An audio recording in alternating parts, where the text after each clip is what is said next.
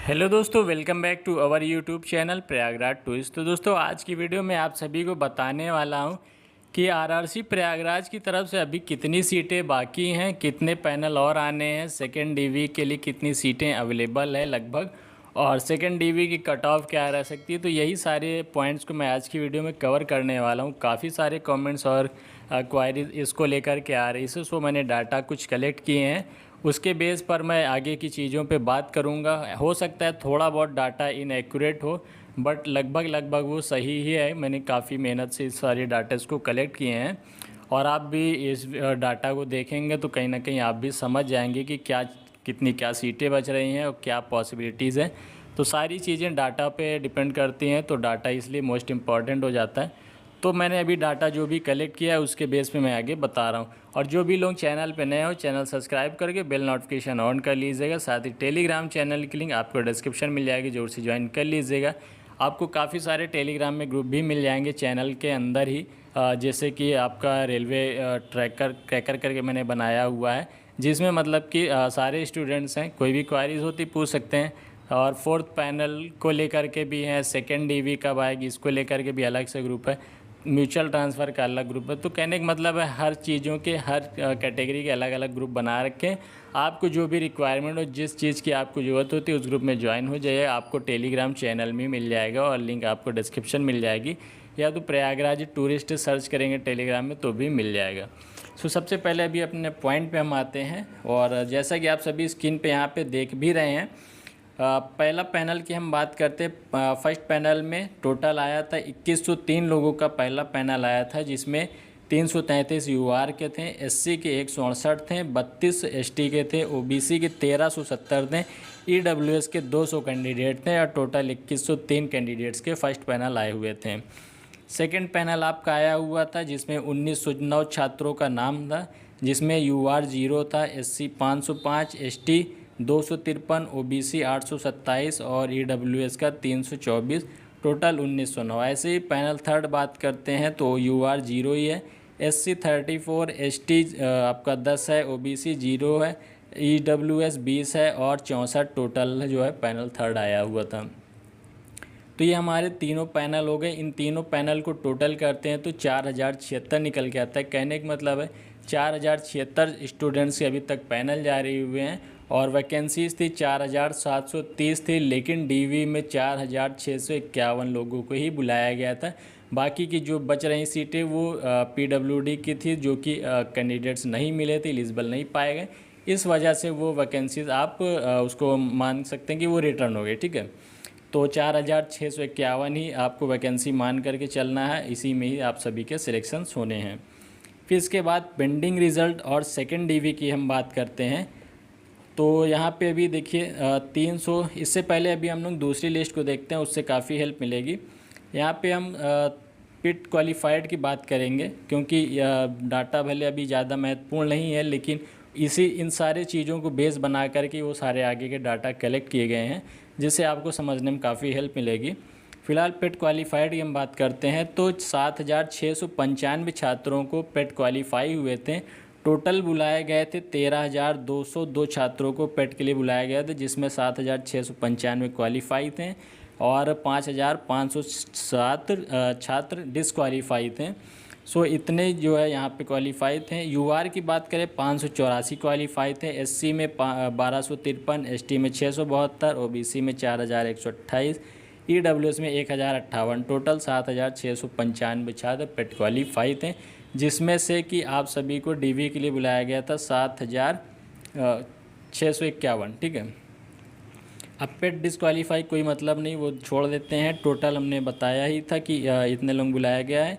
फिर अब बात करते हैं डीवी और मेडिकल के लिए बुलाए गए हैं, जो कि तो यूआर से बुलाए गए थे 369 लोगों को, एससी से बुलाए गए थे 804, एसटी से 336, ओबीसी से 2455 लोगों को और ईडब्ल्यूएस से 687 लोगों को, टोटल 4651 छात्रों को बुलाया गया था डीवी और मेडिकल के लिए। ठीक है, आपको ये दोनों पेट क्वालिफाइड और डीवी एंड मेडिकल के लिए बुलाए गए लोगों की लाइनें जो क्लियर हो गई होंगी। अब बात करते हैं वैकेंसी। तो वैकेंसी आपको भी पता ही है एक बार, लेकिन फिर भी देख लेते हैं। 2080 यूआर की सीट थी, 678 SC ST, 317 1175 OBC, 474 EWS, total 4730 vacancy थी। ठीक है, जिसमें 948 एक्स सर्विसमैन और PWD 948 वो हॉरिजॉन्टल ही है। ठीक है, तो ये आपका टोटल अभी तक का जो पिछला डाटा था, इसके बेस पे हमने सेकेंड DV में समझेंगे चीज़ों को।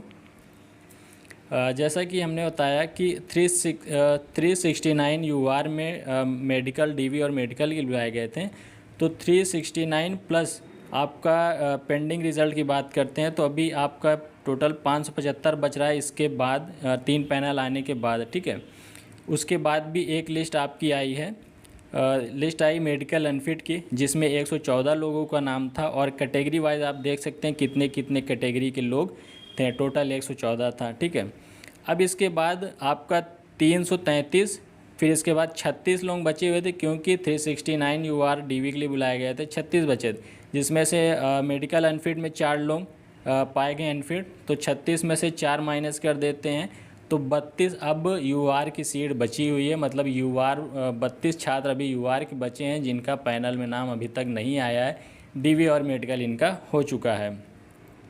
SC में बात करते हैं तो यहाँ पे SC में देखेंगे 22 अनफिट थे और बाकी SC की सीटें हमने अभी देखा ही था, इसमें देख भी लेते हैं। SC की 804 थी। ठीक है, 804 थी। 804 में से अगर ये हम टोटल माइनस करते हैं तो 75 सीटें SC की अभी बच रही हैं, छात्र बचे हुए पैनल में आने के लिए। ST में 29, OBC में 199, EWS में 126 अभी बचे हुए।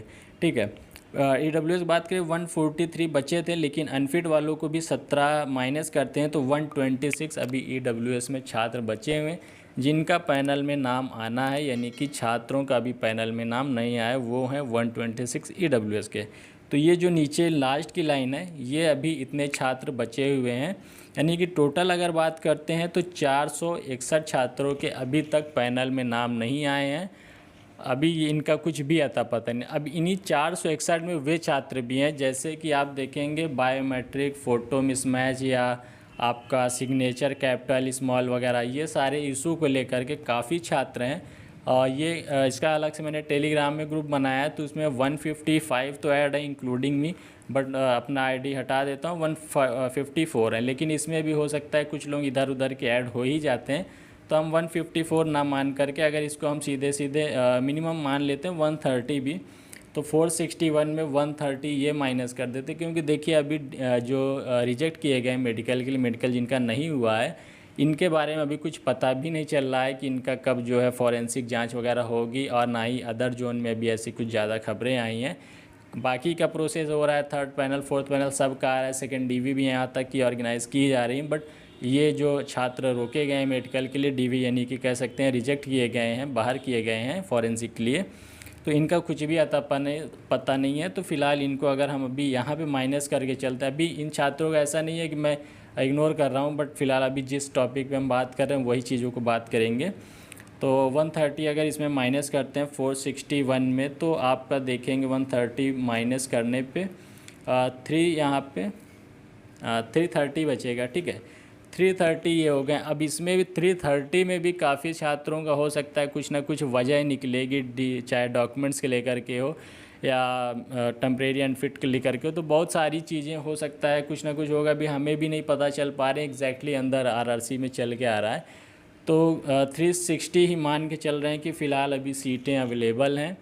अब इस 330 में इन 330 में अभी कितने लोगों का पैनल, फोर्थ पैनल, जैसा कि आप देखेंगे थर्ड पैनल में नीचे लिखा हुआ था सेकंड पॉइंट में कि पार्ट पैनल में रखे जाएंगे, तो इसका मतलब फोर्थ पैनल भी आपका आएगा। अब फोर्थ पैनल में कितने लोगों का नाम आएगा ये कहना मुश्किल है, लेकिन अनुमान तो बताया ही जा सकता है। मैं फ़िलहाल आपको अनुमान भी बताऊंगा, रीज़न उसका यही है, काफ़ी सारे क्वारीज आती हैं, कॉल्स, ईमेल्स, इंस्टाग्राम में भी और टेलीग्राम में तो आते ही रहते हैं, यूट्यूब में भी कमेंट्स आते हैं, इसलिए मैं इस पे अपनी बात ज़रूर रखूँगा। बाकी आपको क्या लगता है, आप अपना भी सजेशन कमेंट में कर सकते हैं वीडियो में। ठीक है, तो 360 अभी जो सीटें बची हैं फ़िलहाल दिख रही हैं हमें, उसमें से मेरा तो अनुमान है कि 100 से लेकर के 150 के आसपास आपका फोर्थ पैनल आ सकता है। अब एग्जैक्ट क्या आएगा क्या नहीं आएगा ये बात छोड़ दीजिए फ़िलहाल, लेकिन जो मेरा अनुमान था मैं वो बता रहा हूँ। 100 से लेकर 150 के आसपास फोर्थ पैनल आपको देखने को हो सकता है थोड़ा ज़्यादा या कम भी देखने को मिले, बट जो मेरा अनुमान था मैं बता रहा हूँ। और बात करते हैं अब सेकंड डीवी को लेकर के, क्योंकि सेकंड डीवी की भी काफ़ी क्वायरीज़ आ रही हैं कि कब तक होगी, क्या कट ऑफ रहेगी। तो देखिए सेकंड डीवी के मैं बारे में बताऊं, फ़िलहाल फोर्थ पैनल जब आएगा तो हमें एग्जैक्ट सीटें पता चल जाएंगी, अब एक्चुअल में कितनी सीटें बची हुई हैं। देन हम फिर कट ऑफ के बारे में एनालिसिस कर सकते हैं कितना क्या कम होगा, ठीक है। और रही बात फोर्थ पैनल आने की, तो आने को तो नेक्स्ट वीक में भी आ सकता है। अदरवाइज़ जैसा आरआरसी बीच में गैप लेती है तो 15-15 20-20 दिन का गैप ले लेती है। तो अगर ऐसा होता है तो फिर आपका जून लास्ट तो फोर्थ पैनल में चला जाएगा, फिर कुछ दिन का गैप होगा, तब सेकेंड डीवी का अपडेट आप सभी को पता चलेगा, ठीक है। तब जाकर अगर ऐसे केस में देखें तो आपका जुलाई लास्ट तक सेकेंड डीवी की कहीं ना कहीं जानकारी मिल जाएगी। अब बात हम कर लेते हैं थोड़ा सा कट ऑफ भी, क्या एक्सपेक्टेशन कट ऑफ रह सकती है, उस पर भी ज़रा अपना पॉइंट ज़रूर रखूँगा, क्योंकि वही चीज़ें कमेंट्स बार बार आती हैं। तो ठीक है जो भी है, लेकिन अपना एनालिसिस जो मुझे फ़िलहाल समझ में आ रहा है मैं वो ज़रूर आपको बता दूँगा, है ना। तो यूआर की हम बात करते हैं सबसे पहले। तो यूआर का देखिए 1 मार्क्स के आसपास आपका कम हो सकता है, और 1 मार्क्स क्योंकि यूआर में क्या है कि स्टूडेंट्स कम हैं, सीटें अवेलेबल हैं, तो इस वजह से नंबर इसके 1 मार्क्स के आसपास कम हो सकते हैं। दूसरा एससी की बात करते हैं, तो एससी का आपका 0.3 से लेकर के 0.5 के बीच में कम हो सकता है। एसटी में भी सेम अगर देखें तो एसटी में थोड़ा सा जो है आपको वही मान चलिए 0.3 से लेकर के 0.4 ही, ठीक है, इसमें भी आपका कम हो सकता है। और ओबीसी की बात करते हैं तो ओबीसी में आपके काफ़ी कम है, ओबीसी में 0.3 के आसपास ही कम होंगे, या बहुत अगर उड़ करके जाता है तो 0.4, इससे ज़्यादा तो मुश्किल है कि ओबीसी में कम हो, क्योंकि छात्र ज़्यादा हैं और सीटें कम अवेलेबल हैं। और आपका 126 ईडब्ल्यूएस में है बचे हुए जो। तो ईडब्ल्यूएस की बात करें तो ईडब्ल्यूएस का भी आपका 1 से लेकर के 1.25 तक नंबर आपके ईडब्ल्यूएस में कम हो सकते हैं। तो ये 5 कैटेगरी का मैंने एक्सपेक्टेशन अपना बता दिया कट ऑफ का क्या रह सकता है। बाकी आप सभी लोगों के सामने डाटा है, अभी तक का जो डाटा था मैंने रिसर्च करके काफ़ी एक्चुअल में क्या डाटा, कितनी सीटें जो भी बची हैं मैंने इस वीडियो में आपको बता ही दिया है। आप खुद से अब एनालिसिस भी कर सकते हैं कि एक्चुअल में कितनी सीटें बच रही हैं, तो कितना कट ऑफ कम हो सकता है, और सेकंड डीवी कब आ सकती है, क्योंकि अभी फोर्थ पैनल आएगा। फिर जैसा आरआरसी का अभी तक मतलब काम करने का तरीका रहा है, स्पीड रही है, उस बेस पे आप भी समझ सकते हैं कि सेकंड डीवी कब हो सकती है। तो सारी चीज़ें मैंने इस वीडियो में कवर कर दी है, चाहे वो आपका फोर्थ पैनल को लेकर के हो, कितने खाली सीटें बची चाहे वो हो। हाँ, डीवी रिजेक्टेड के बारे में थोड़ा सा अभी मैंने बात नहीं किया, रीज़न उसका यही है कुछ भी नहीं पता चल रहा है, आरआरसी जाने पे भी नहीं बताया जा रहा है, और ना अभी तक उनका कुछ खबर लिया गया है, तो उस बारे में अभी फ़िलहाल मुझे भी जानकारी नहीं है। और सेकंड डीवी के बारे में भी बता दिया, और क्या एक्सपेक्टेड कट ऑफ रह सकती है उस पर भी मैंने चर्चा किया है। आप भी अपने राय इस वीडियो में कमेंट कर सकते हैं। बाकी इससे रिलेटेड आपको कोई क्वायरीज़ होती है तो इस वीडियो में कमेंट करिएगा, और बाकी आप इंस्टाग्राम पे भी मुझसे कांटेक्ट कर सकते हैं। और अगर पर्सनल बातें करनी है तो फर्स्ट आपको इंस्टाग्राम पे ही बातें करनी है, देन कॉलिंग नंबर वगैरह सबको शेयर नहीं कर पाता हूँ, क्योंकि काफ़ी डिस्टर्बेंस मुझे भी होता है, मेरे भी एग्ज़ाम लगे हुए हैं वीडियो के, आपको पता ही होंगे। सो उम्मीद है आप सभी समझ गए होंगे सारी चीज़ों को, और चैनल पे ऐसी अपडेट्स आपको मिलती रहेंगी। यदि नए हो चैनल पे तो सब्सक्राइब करके बेल नोटिफिकेशन ज़रूर से ऑन कर लीजिएगा, और टेलीग्राम चैनल में जुड़ना मत भूलिएगा, सारी अपडेट्स आपको टेलीग्राम के माध्यम से मिलती रहती टाइम टू टाइम। चलिए दोस्तों, फिर मिलते हैं नेक्स्ट वीडियो में। Thank you, bye.